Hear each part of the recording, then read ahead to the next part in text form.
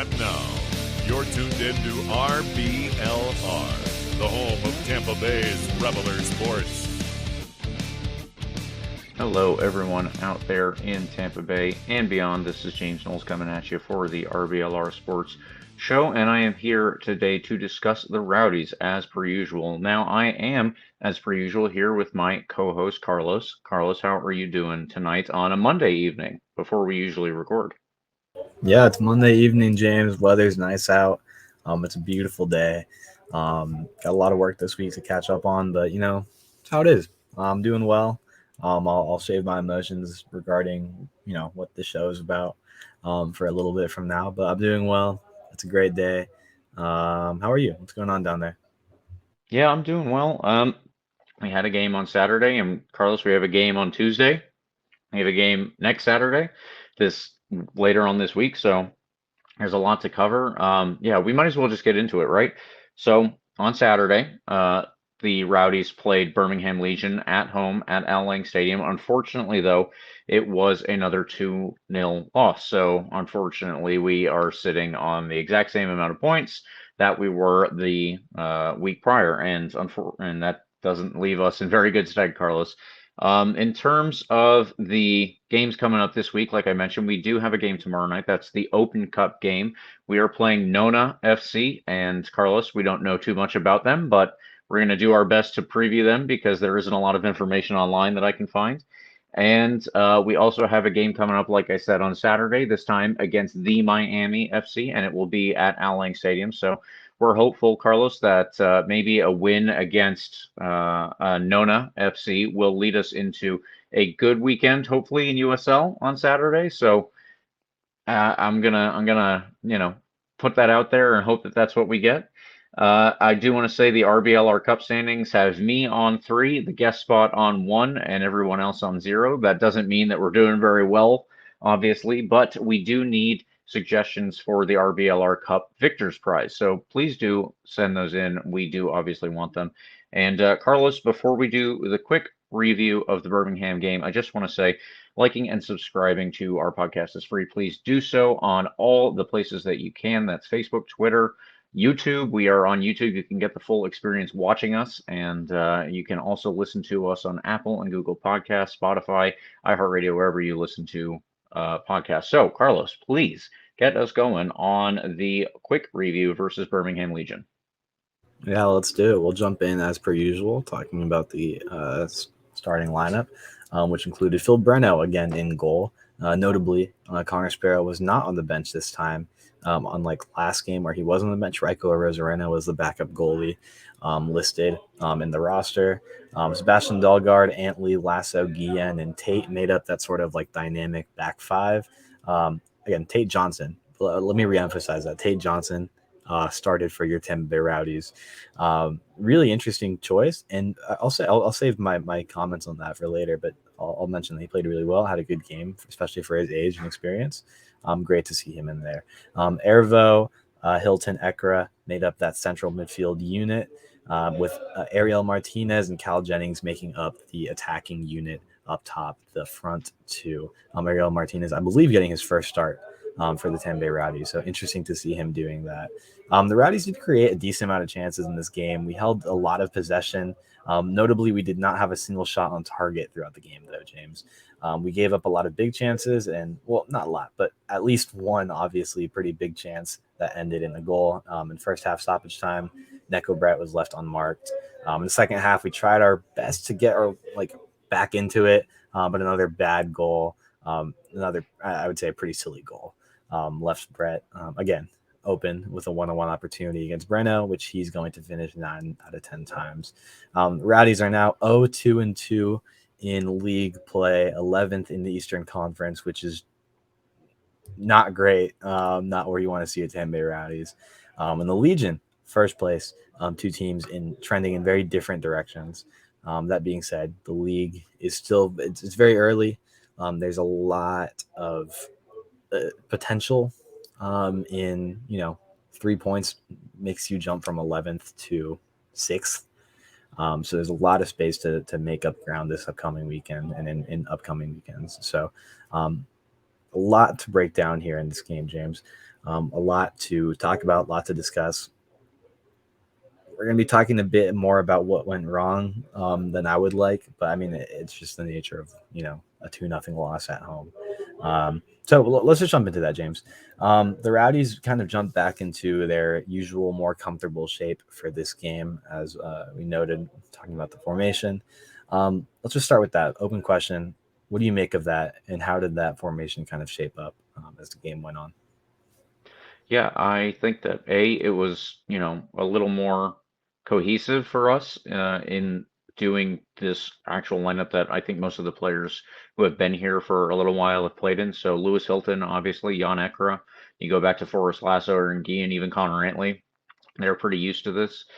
Sebastian Dalgard as well. I think that this is probably more beneficial for us if you are trying to get out of a rut like we are, because this is something that the players are used to, so they can kind of go back to the fundamentals and the basics of what it means for them to have been at this team for so long. But unfortunately, it wasn't always smooth sailing, right? So as you said, Nico Brett scored kind of a bad game for us to give up in the stoppage time of the first half. But beforehand, there were a couple of opportunities that could have gone poorly as well. So in the first minute, the very first minute, there was a bit of a scramble. I have a note here that a failed Connor Antley pass and then a failed Lewis Hilton clearance. Both of those kind of led to a scramble where Phil Breno had to come up and make a big save. And then that second clearance from Hilton that was not cleared, it actually led to them getting across, like just through our 6-yard box. Luckily, no one was there on the end of it, but it was not, it was just not the best passage of play for the Rowdies. I think that we kind of settled down after that, like soccer tends to do. It's a little bit of back and forth. But yeah, there was that instance, and then afterwards there was another one in roughly the 9th minute that I have written down where Lasso just had a bad back pass, and this was one of those similar, lapses that we've seen where a defender just kind of, for a moment just switches off, and then all hell almost broke loose. But luckily, it didn't in that specific moment. It very well could have, and Phil Breno again came up big there. He was already looking like one of our best players, which is, a good thing for him, but maybe that's not what you want to be in terms of, creating and defending. You don't want to have the goalkeeper just bailing you out over and over and over. So after that, though, things did actually kind of take a different tack. And I think that, Carlos, we really actually looked pretty good in the rest of the first half. I think that there were a couple of chances that we created as well. So I do want to take that moment and say in the 22nd, Forrest Lasso found Tate Johnson. Tate Johnson made the right decision when he could have gone 2 different ways. He chose the right one. And from there, he found Jan Ekra. He switched it to Sebastian Dalgard, who actually beat a man and then got it into Jan Ekra. And Jan Ekra was open at the top of the box. So this was a very interesting opportunity that they had created. It was like Neill Collins would like to do. He was disorganizing the opposing team with the ball at our feet. So, I feel like that's something that we were trying to do. And unfortunately, Jan Ekra just skied that shot. It was a very good opportunity, but it just wasn't well executed in the end. So, yeah, that kind of got in the way, obviously. And then in the 35th minute, there was a free kick that was well worked, but unfortunately, we headed that wide. So at this point, I have it in my notes that both teams could be up 2 goals. It was 0-0, but it seemed like there were 2 pretty good opportunities. And then, obviously, it got further and further into the first half, and we had a couple more chances on either side. Unfortunately, what I would say was probably one of the worst chances that the Rowdies gave up was the one that Birmingham actually scored on, and that was when, like you said, Nico Brett was just left unmarked, and he had essentially he had a free header because he had to stoop down, like he had to crouch to where he could get his head on the ball. And despite what I thought was actually one of the better halves that we've seen so far in this Rowdy season, which is not saying much, of course, but despite that, we were down 1-0 going in at the half, and it seemed like, we were kind of already maybe a little bit, understanding of where the situation was just because of how good Birmingham was going into this game and how poor we were going into this game. How did you feel about that, Carlos? Once was I on base there? And then, how did you feel when the goal went in? it was. I think the frustrating part in recent games has been the manner in which we've given up goals, especially. Yeah. In this game too, both goals are just like the second one more than the first. But the first one was just a silly turnover. Dalgard has a chance to kind of clear our lines and really just kicks it right at a Birmingham player. And next thing you know, they have, a pretty wide open look. Tate Johnson is out there marking a guy by himself. That's never going to go well. I forgot who crossed it in exactly, but Neko Brett ended up being wide open, like you said, smack in the middle of, the 6-yard box. One of the easier goals he'll score in his career with his head. Connor Antley was just, I don't know what Antley was doing. Maybe he fell asleep for half a second and lost his guy right there. But Antley was a good, I don't know. There was a lot of space between Antley and Brett. And the fact that he had such an easy header is really frustrating. But the fact that they even had that chance is one of the more frustrating goals to concede, especially like you said, because we had like a decent half in terms of how the season has gone. Not like a ton of opportunities, really, but like a couple good opportunities, at least a couple. Antley had a pretty good looking header off of a set piece, which again, maybe we're becoming a little too reliant on the set piece to create opportunities, but Right. at least we've had those opportunities.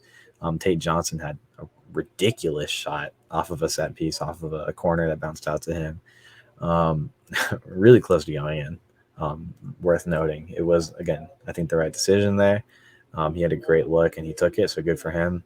But it's incredibly frustrating. I can see that right at the end of the half, especially. That just kills morale, especially like when you've gone 3 games playing well below where you've expected to play. Like that hurts. That sucks. And you can tell. I think the stadium felt it, just from the stream. The players looked like they might have felt it. And it's especially frustrating because it was a really good looking crowd. I mean, I think the exact number reported, I have it written down in my notes here. The exact number reported was 6,397. I mean, we had like a good half to try and get, something going this season, early on this season. And unfortunately, Birmingham ended up with the goal of the first half and eventually the goal of the second half as well. So that being said, the frustrating part, again, I think just to sum it up, is that we had a decent half, but it didn't amount to anything.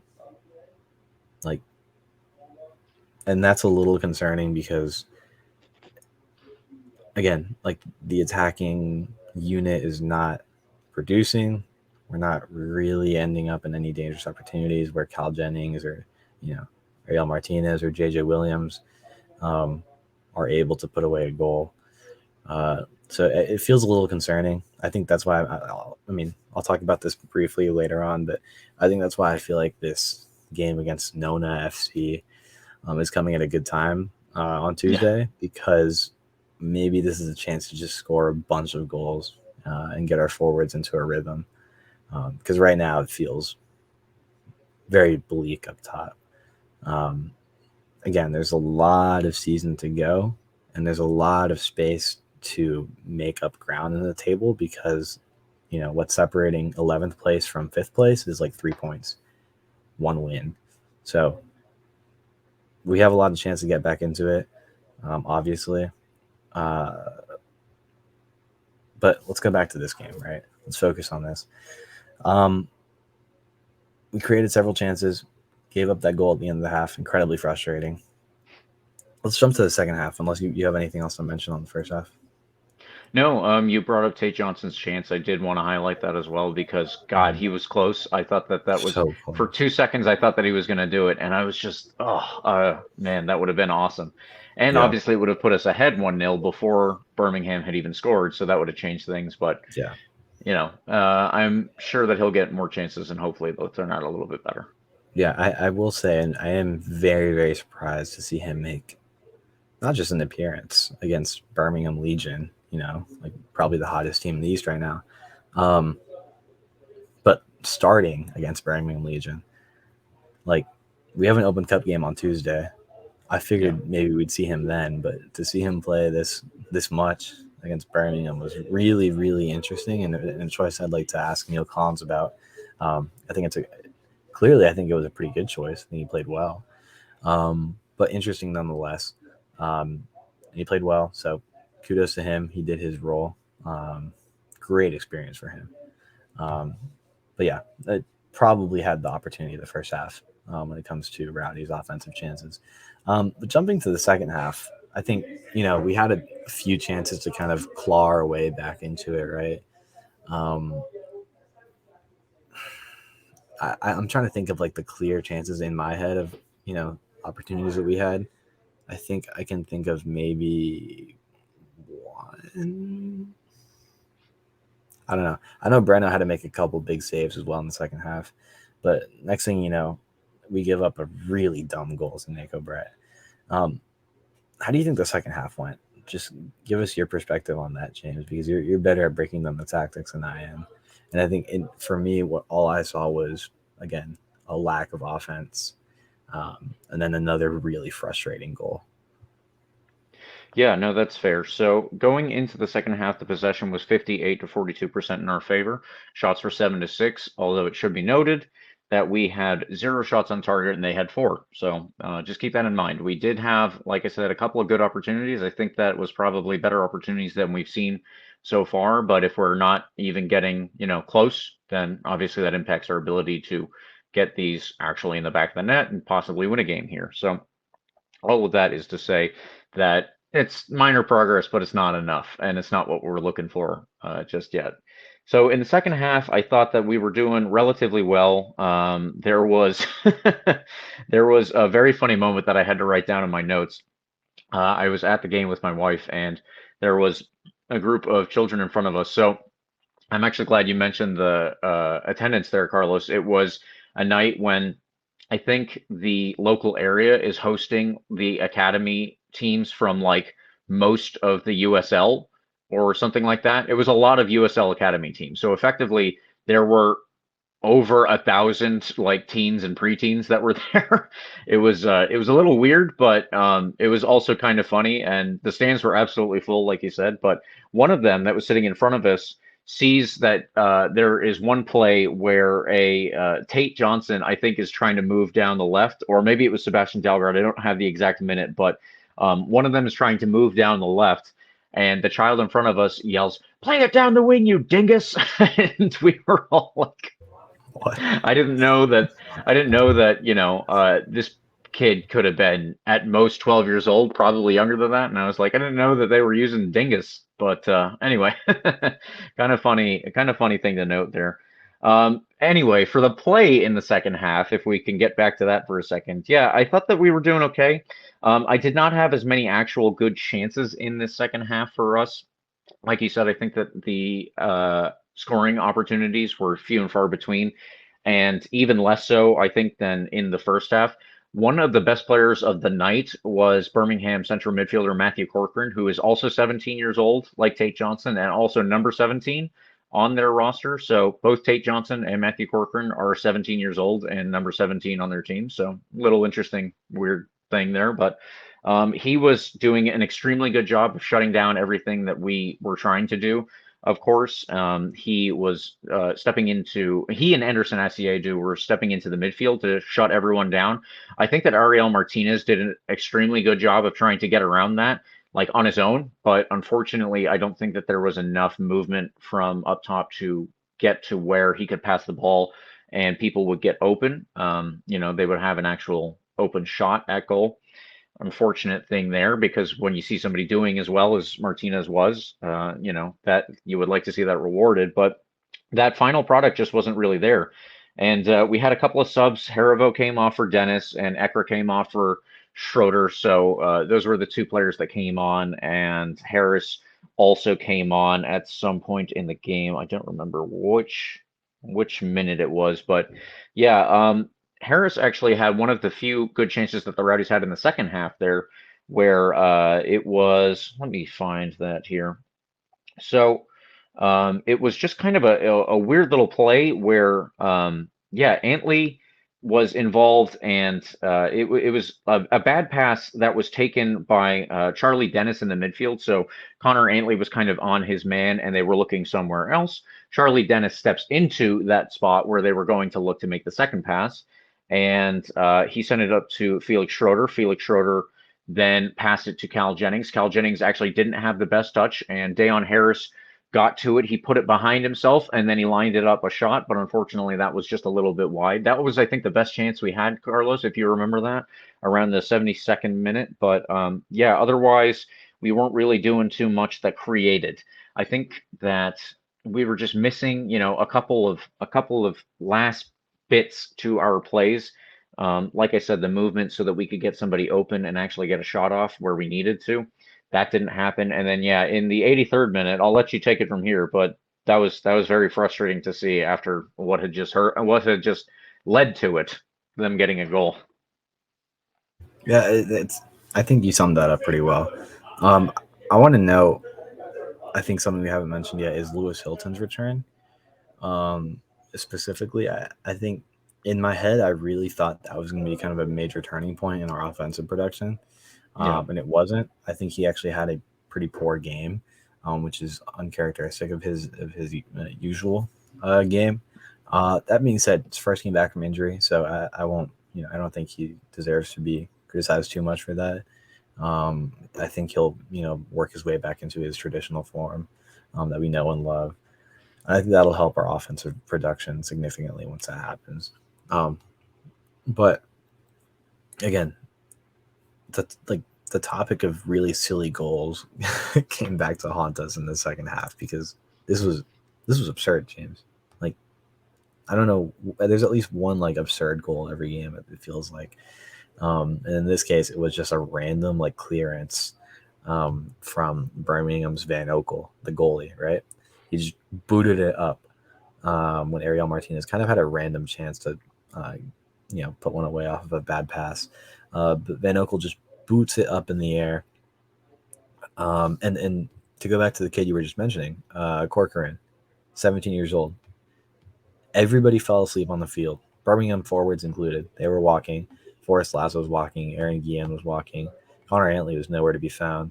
But this kid, 17 years old, this is the only one in the field who starts sprinting. Yep. He's the only one that notices this. How is it that a 17-year-old notices this more than any of the other veterans on the field? Yeah. He notices this and he tracks the ball down the whole way into the last third of the field. Like the ball went far. Guillen was on his way out to get a ball from the throw-in, to do a throw-in. But this kid chases the ball down. Guillen realizes too late, and next thing you know, he's by Guillen. Guillen's like desperately trying to catch up, and he's not going to be able to do it. Connor Antley delays by like a good 2 seconds before tracking back, before he realizes the ball's still in play. Next thing you know, it's Forrest Lasso versus 2 Birmingham attackers, and Nico Brett's by himself, to put an easy finish away off of a incredibly heads-up opportunity from this kid Corcoran, who puts in an easy pass to put the nail in the coffin per se. That was really frustrating to watch as well, for obvious reasons. It's just it's really tough to see. Again, it's easy for me to say this from the fans' perspective, watching this on the television or on a stream on ESPN Plus. Like, you have a more dynamic perspective that a player on the field can't see. I get it, but like, you have to be aware of these situations, right? Like, you do this for a living. You have to watch that ball. You can't like let that get by you so easily and make a dumb mistake like that leads to the second goal for Birmingham. And again, credit to this kid. What's his full name? Matthew Corcoran. Really, really good game. Like you mentioned, he had a great game as a 17-year-old, hard to do in the USL. And stepped in really well into that central midfield role.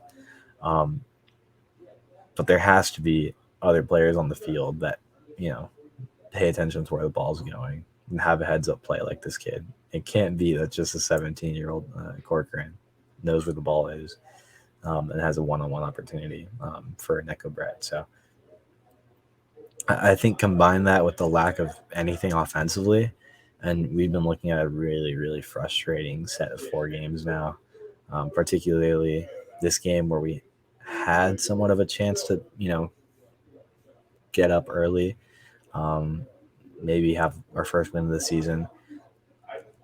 It's frustrating, James. Again, I'm not like in panic mode yet or anything. It's just like I'm running out of new words to describe how these first 4 games have been, because I feel like it's a lot of repeating themes, mostly characterized by a lack of, offensive production. That being said, Eureka tweeted out a interesting stat today from the RBLR Sports Twitter account, noting that the 7 goals we've conceded through 4 games, 7 goals, right? Yeah. The 7 goals we've conceded through 4 games is the highest amount of goals we've conceded through 4 games to start the season in this modern era. So, interesting note.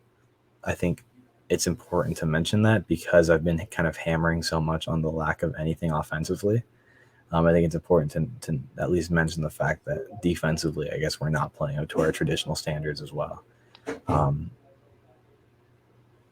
Make of that what you will. Again, it's early on in the season. There's a lot of room to make up ground on the table. It really, like I keep saying this, but it's true. It's really just going to take one game where we, put together a few good chances, knock in 2 good goals, and you get our forwards going. Because right now, I still haven't seen anything from Cal Jennings or JJ Williams to make me think, oh wow, these were worthwhile signings. It was a good idea to trade Sebastian Guinzotti in for a Cal Jennings or a JJ Williams right now. I'm sure it'll come eventually, but right now, like, it's hard to see that, right? Yeah, so off of the back of that, I kind of want to take it a little bit towards where Neill Collins took it in the post-game press conference. So, he didn't want to get into specifics and vets. That's fair enough. But what he did say was it was kind of like the players are not doing what he would like them to do. So he said, as much as you try to implement a game plan, you can do that all you want, but if the players aren't doing what you need, then the game plan isn't going to work out, obviously. So with that being said, it seems to me, listening to that's kind of like the indictment of the players there, saying, you guys need to step it up and you guys need to do what I've asked you to do effectively. Now, in this one, like I said, I think that the chance creation was actually much better than any of the other games, but that's only because we had almost 0 chance creation in the other games. Sure. Yeah. Our goal against Orange County was just off a set piece, and a set piece is a set piece. You can have good chances or not off of them, but it's kind of up in the air there. The actual playing with the ball on the ground and doing something with it and getting towards goal and getting a good shot, we actually did that a couple of times in this game, and it's unfortunate that nobody scored, like you said. Cal Jennings, JJ Williams did not get on the end of any of those, let alone anybody else. So you kind of have to take that into consideration here. But one thing that he did mention was, on the defensive side, that he still sees that there's a lot of stuff that's going wrong. And I think that, that was where it was our biggest problem, because we did give up a couple of goals. He said that the Rowdies have always been a team that's usually, it's hard to score against us. And that just hasn't been the case for us so far this season. So with all of that being said, defensive lapses in mind and the attacking shortcomings being what they are, I thought this was one of the best games that we've had this season, if not the best game, only Right. 4 games in and with 4 relatively poor performances. Right. So, Carlos, I'm asking you, did you kind of see that, or am I off base with that? I feel, we need to do better in this and that and the other, but otherwise, it's still an improvement over what we've seen. I mean, yeah, I think I can agree with you, but I think that just kind of says a lot about how we've started, right? That's probably the biggest problem, of course. I looking back to the Indy game, which we probably should have won in terms of how that ended. I do think we created more offensively this game than we did that game. Again, our real only chance was that fluke goal where Jake Arman ended up basically with an open goal. I don't know what the Indy 11 goalie was cooking. Nothing good. What is going on out here? Oh my god. Anyway, I can agree with you. I think I'll say that it's our best performance of the season. I don't think that means much right now, though, if that makes any sense. I really don't see anything kind of clicking in a significant way yet. I don't really see anything coming together in a significant improvement yet from last game. It feels like it was an okay performance, which was better than we can say in the past 3 weeks. In terms of tracking improvement throughout the season, I don't see that being I don't really see if I'm plotting the games on a chart, right? I don't see it really going up yet in terms of improving performances, at least significantly. It was a marginal improvement. Created maybe 2 dangerous chances. One of them was a set piece. One of them was a random Tate Johnson shot. I agree with you. I just don't think it means much right now, if that makes any sense. No, I think that that's probably the best way to look at it, actually. Our best game so far is still what is by Rowdy standards a pretty poor game. And, you can say we're unlucky to have not put any of the half chances that we created. It's probably better to call them half chances, I guess, but it's unfortunate that we couldn't put any of those half chances away while Birmingham kind of got some, free chances off of us just kind of shutting off for a second, like I said. But if that's what's considered our best game, then yeah, obviously that's not a good thing.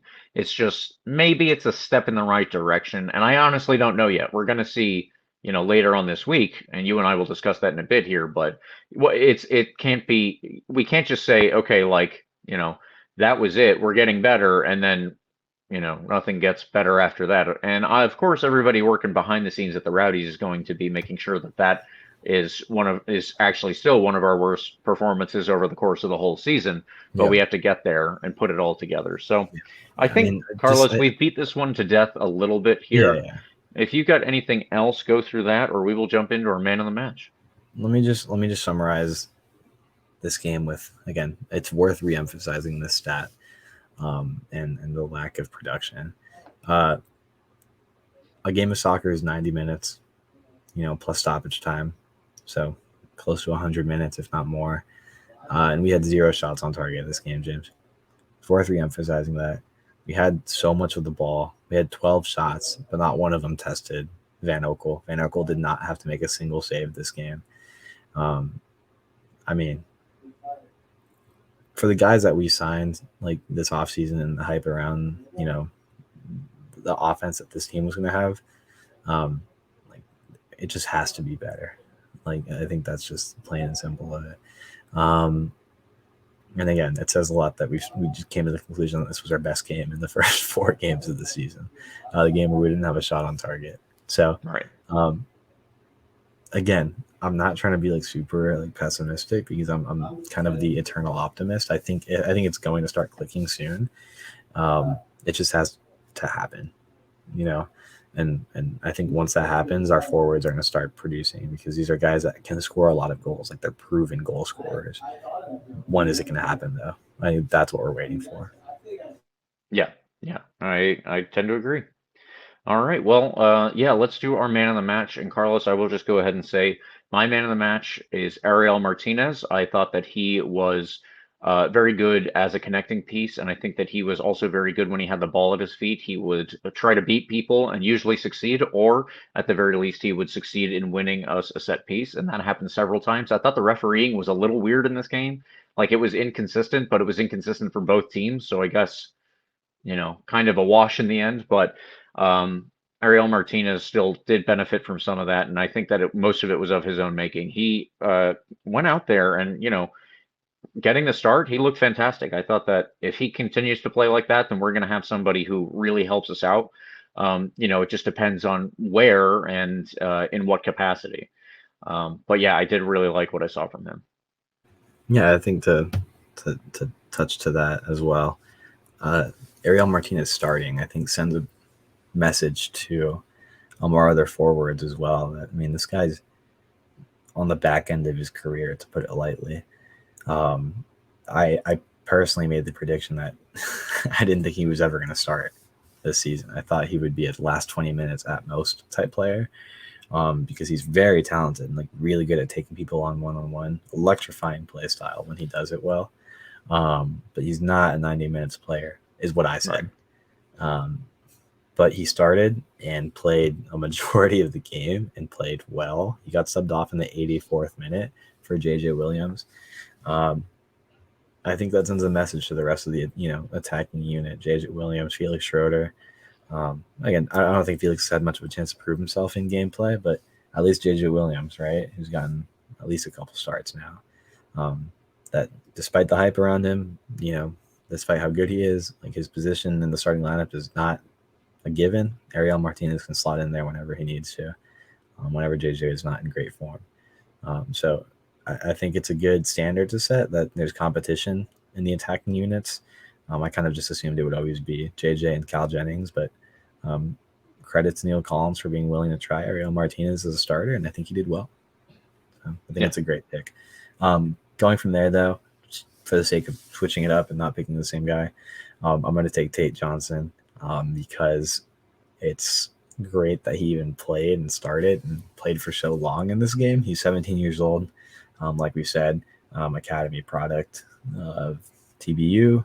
And he just had a great game. Like, as far as he did everything you can ask of him, if that makes sense, and more. He almost created a wonder goal that could have sparked something really special this game. He just was solid. Like, and I think it's worth shouting him out, especially for that, because has, I think, understandably a lower standard given his inexperience and his age and whatnot. And I think he excelled. The only chance you might be able to point to say he might have messed up on was that first goal, when he gave, I guess, maybe a little bit too much space for that cross. But he's one-on-one on an island out there. A cross, like, it's hard to, totally block off a cross opportunity like that. I think he did as much as he could in the situation to prevent anything more dangerous. I think I would fault that goal more to our center backs, who kind of left Brett a little too open. So that being said, Tate Johnson is going to be my shout out of the game, man of the match performance in my eyes for the 10-bit Rowdies. Worth getting the shout out. Really young kid and really has a lot of potential. So I hope we see more of him in the future. And maybe he becomes something special for us in a few years. I would love to see it. All right. Well, we are going to run long tonight. I'll go ahead and say that because we have 2 previews to do. But before we get into that, I just want to say liking and subscribing to our podcast is free. But if you think you might need some new threads coming up this year, please check out shop.rblrsports.com. That is our shop specifically. There is a promo code COYR for 10% off. And do check that out. But you will find something you like there if you check it out. I'm sure that you will. And there will be a link in the description. Now, Carlos, we have an Open Cup game tomorrow night, which is why we're recording tonight, Monday. And actually, I guess if you're listening, it'll probably be you will have an Open Cup game to attend tonight. So try and get there if you can. I know it's a Tuesday. I will be there tomorrow night. So I think that all season ticket holders at least get free admittance already, and then everything is considered general attendance.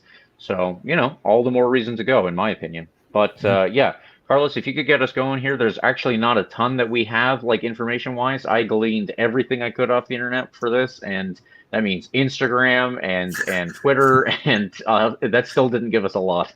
Yeah, there's really not a lot on the USL League 2, especially, and if there is stuff on USL League 2 teams, it's on, like, the cream of the crop teams. Certainly not on your Nona FCs. But as you said, tonight, when you hear this, when this podcast comes out, Tuesday, April 4th, one day before my birthday. Thank you for the happy early birthday wishes that I know everybody's going to be telling me because I'm great and my face is just kind of gleaming right now. Everybody tune into the YouTube version of the podcast. Tonight, Tuesday, April 4th, we host Nona FC. I love the notes we have for this. Who is this? ? It's essentially sort of academy team that now has an amateur level club team. They compete in the USL League 2, which, if you're not aware, you're not obsessed with the world of lower division soccer in the U.S. The USL League 2 is essentially a off-season league, sort of, summer ball type thing for NCAA players, college soccer players. They got here by beating Club de Leon 2 in the Open Cup first round. So just to say, Carlos, I believe Yeah. Club de Leon is actually a NISA team, and this is their reserve team. Yeah. So that's a good point because I didn't know there was a Club de Leon 1. So I was interested by the fact that there's a Club de Leon 2. But whatever. Exactly.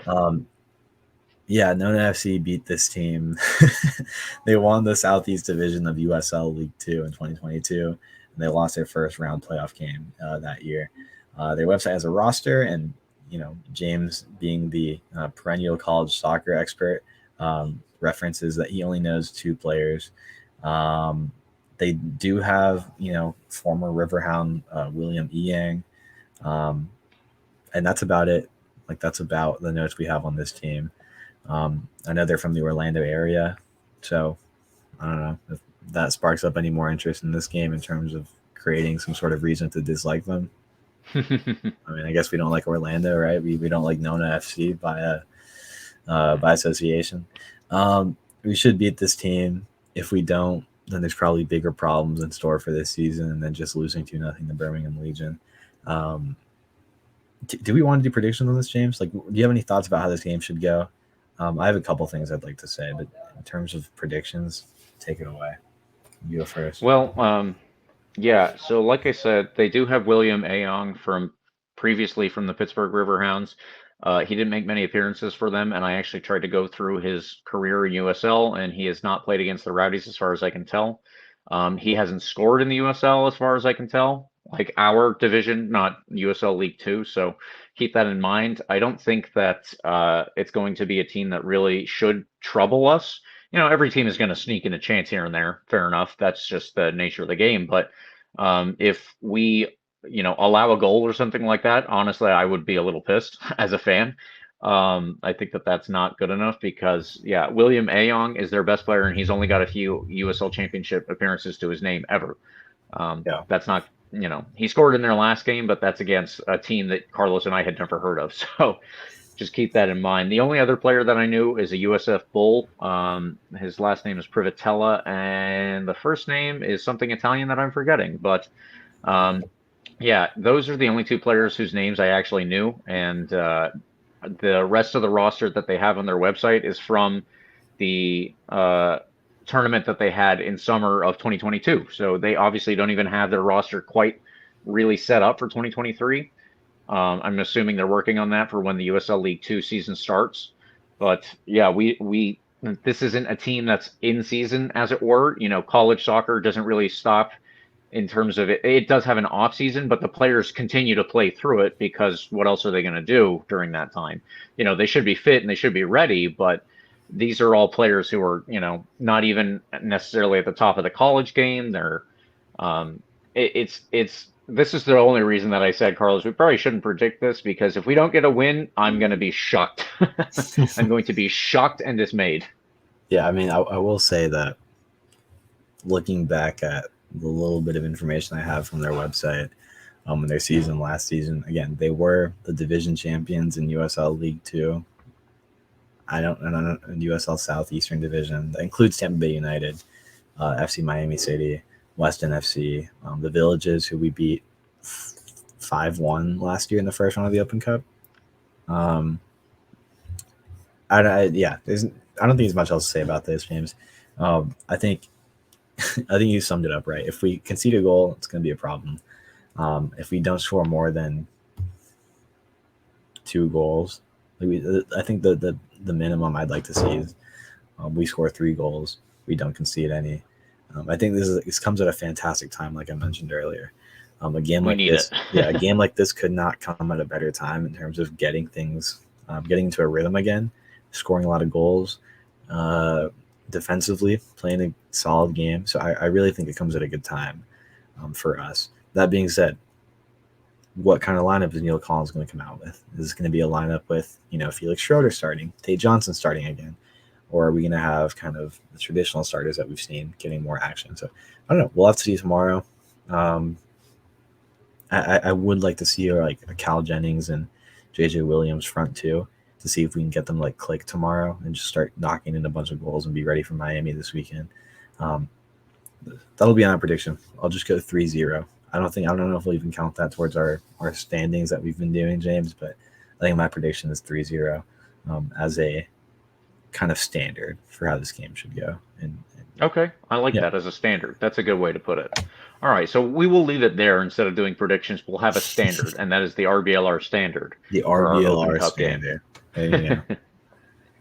All right, so Carlos, I will do the secondary preview here. On Saturday night, we face the Miami FC at Al Lang Stadium at 7:30. So if you do have tickets, please show up. I will not be able to be there, so everyone else, you have to go there in my stead. Sorry, that's the rule. The game this weekend, like I said, we played the Miami, and they sit 2 spots ahead of us, but only 1 more point. So we are in 11th, and they are in 9th. Obviously, not going too well for either of these teams at the moment, and we'll see how it goes this weekend. But they will also have an Open Cup game or I suppose if you're listening to this, it'll be tonight. They play Jacksonville Armada U23, and before that, they have had 3 draws and 1 loss. So that's where they get the 3 points that they've had, and that's pretty much almost all they're playing for, as far as I can tell. Now, the Miami have some formational flexibility. I saw them originally in their game against Pittsburgh when they had several players out on international breaks, so they played then as a 5-3-2 pretty much.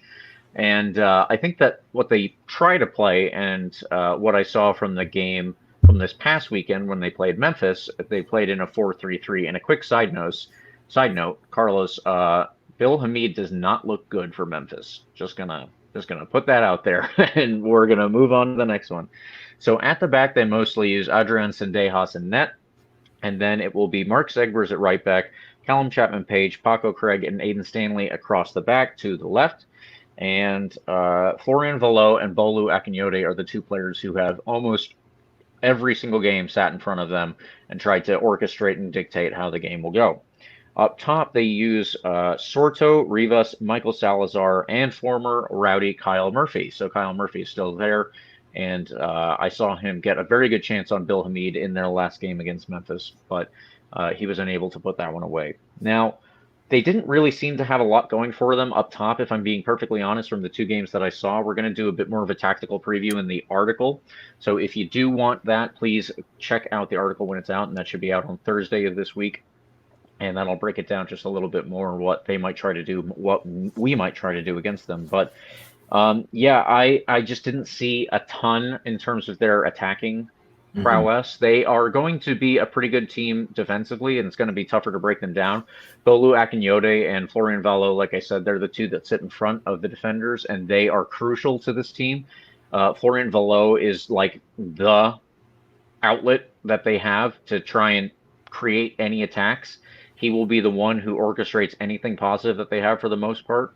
Now, you do have to keep an eye on Aiden Stanley going down the left, and Mark Zegbers going down the right. Mark Zegbers is someone who has had, a lot of success in this league in the past, but he just wasn't as involved the last games that I saw for the Miami. And if Valo can try and find either of them down the wing, he will.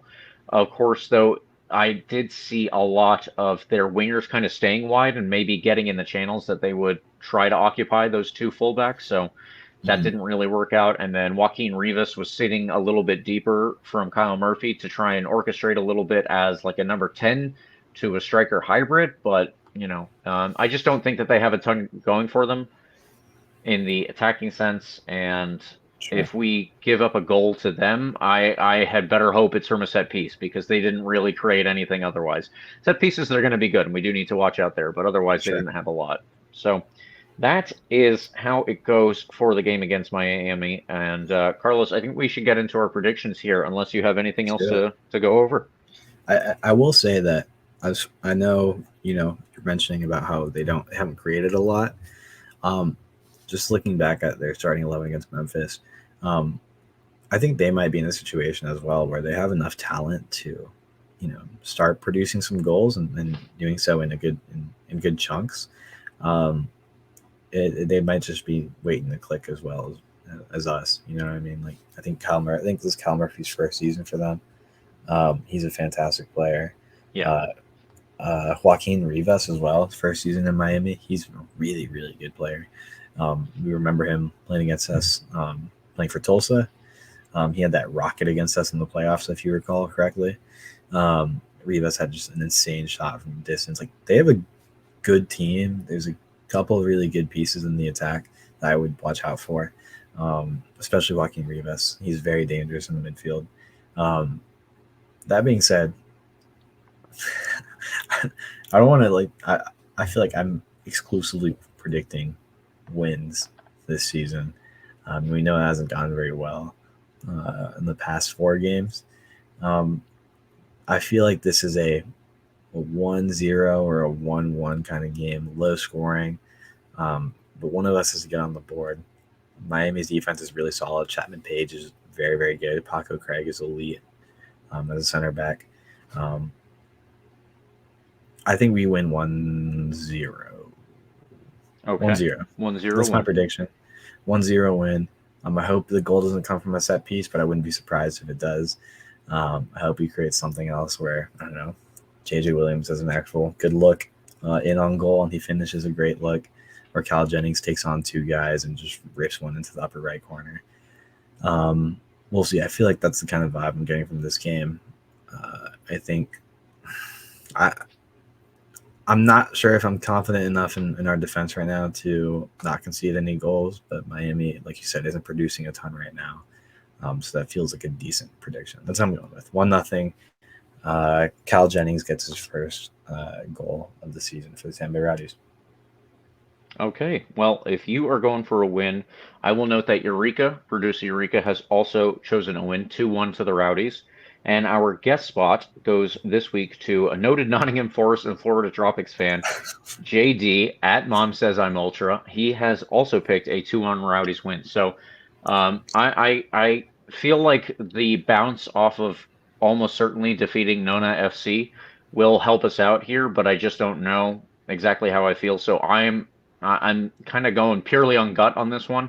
And if you will, Eureka, please mark me down for a 0-0 draw. That's what I'm going to go for. And it's going to be probably, if that were the case, it's going to be a boring game, but we're going to have to see how it turns out. Listen, this is going to be my first game this season. I'll be back home for Easter, and it's going to be a great time. If I'm there, we can't lose, James. Come on, man.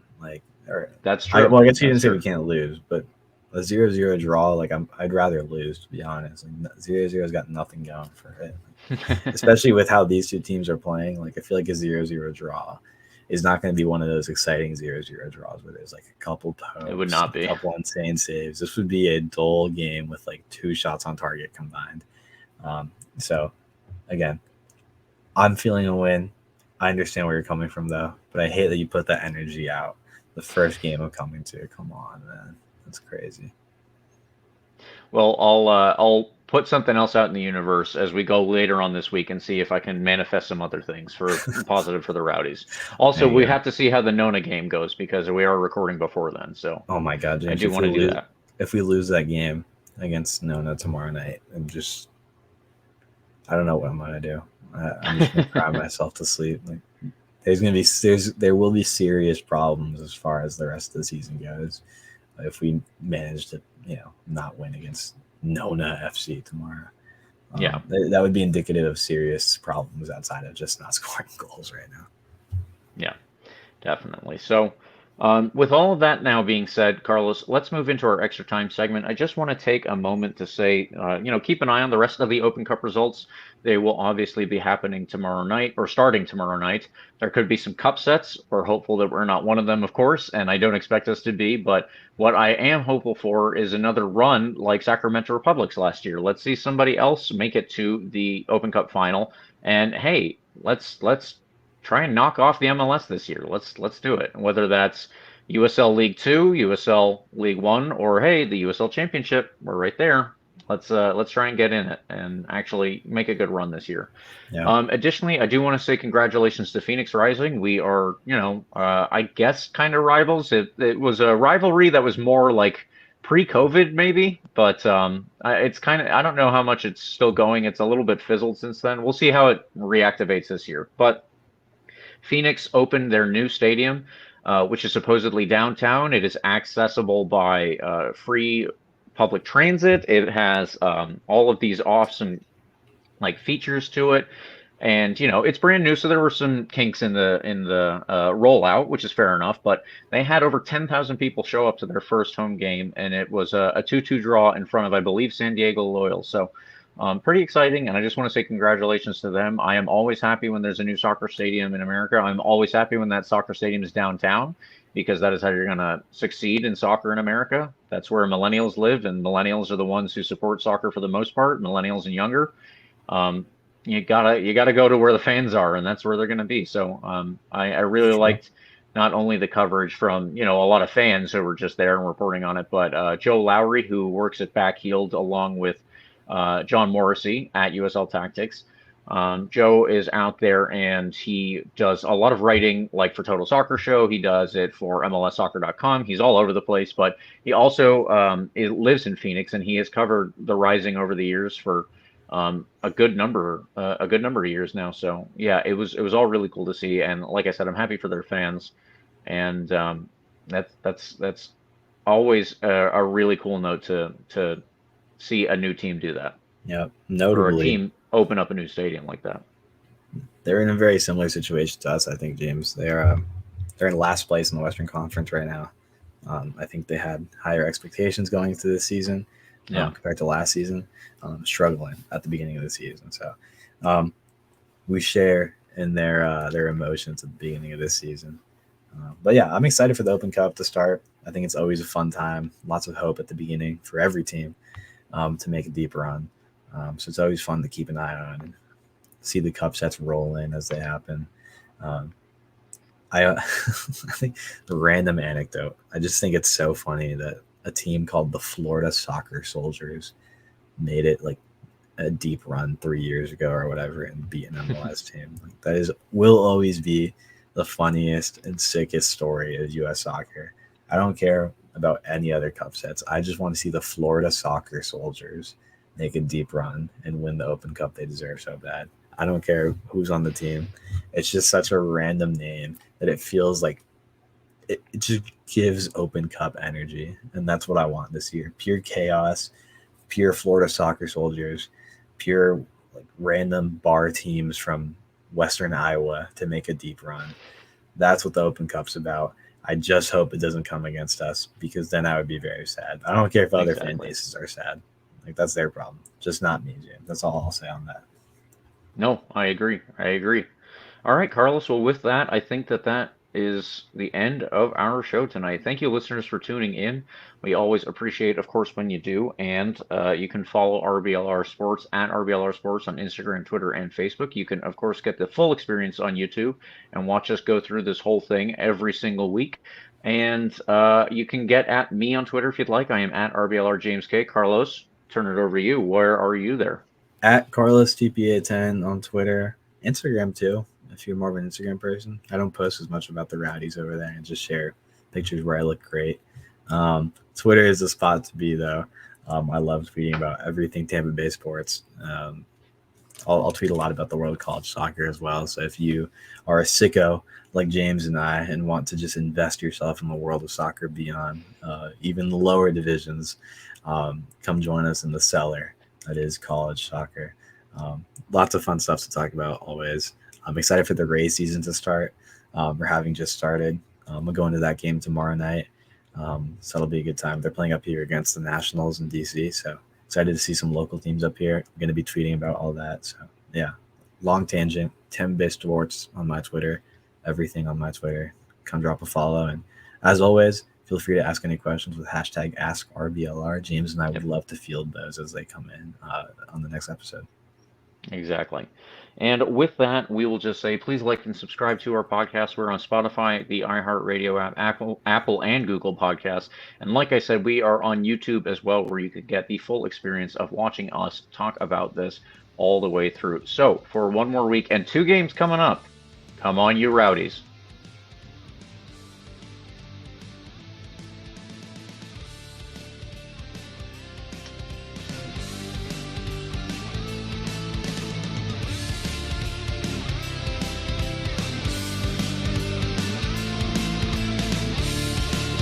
Thank you for tuning into this presentation by RBLR Sports. On your way out of the stadium, please remember to like and subscribe.